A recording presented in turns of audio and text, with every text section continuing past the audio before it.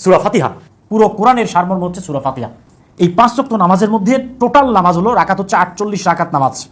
এই 48 রাকাত নামাজে আমরা দিনে 48 বার সূরা ফাতিহা পড়ি। 5 ওয়াক্ত নামাজের মধ্যে ফরজ 17 রাকাত এবং আমরা 17 বারই কিন্তু সূরা ফাতিহা পড়ি এবং মোট সূরা ফাতিহা পড়ি 48 বার।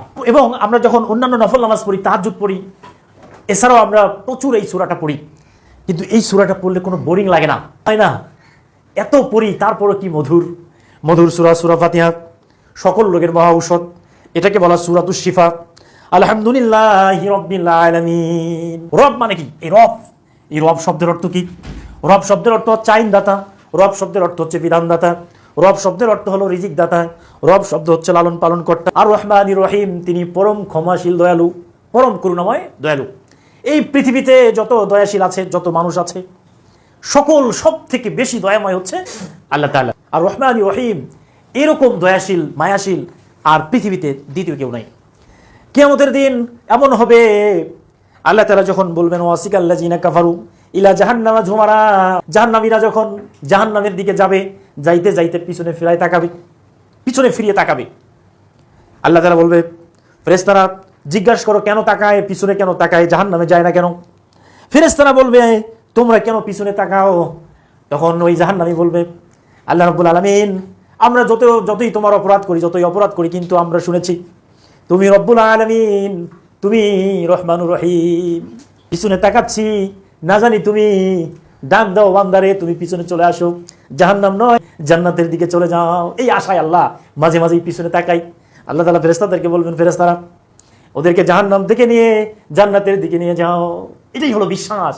আর রহমানুর রহিম মালিক ইয়াউমিদ্দিন, সেই দিনের মালিক। সেই দিন কোন দিন? পরকাল, কিয়ামতের দিনের মালিক, হাসরের দিনের মালিক, বিচার দিনের মালিক। সেই বিচারটা কেমন হবে? ফাআম্মা মান সাকুলাত মাওয়াজিনুহু ফাহুয়া ফি ঈশাতিন রাদিয়া ওয়া আম্মা মান খাফফাত মাওয়াজিনুহু ফাউম্মুহু হাবিয়া। সেই দিনের মালিক, বিচার দিনের মালিক।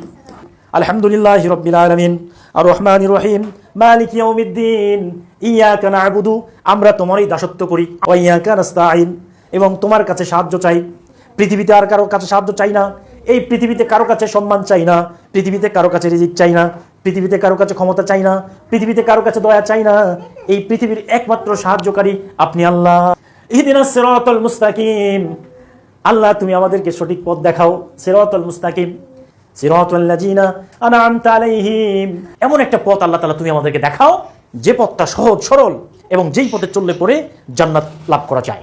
গায়রিল মাগদুবি আলাইহিম ওয়ালাদ-দাল্লিন, এমন পথে নিও না আল্লাহ, এমন পথ দেখাইও না যেই পথে চলে যারা পথভ্রষ্ট হয়ে গেছে, যাদের জাহান্নাম হয়ে গেছে, যারা নষ্ট হয়ে গেছে, যারা তোমাকে আইনদাতা হিসাবে মানে না, যারা তোমাকে বিধানদাতা হিসাবে মানে না, যারা তোমাকে রিজিকদাতা হিসাবে মানে না, যারা পথভ্রষ্ট, এদের পথে আমাদেরকে নিও না।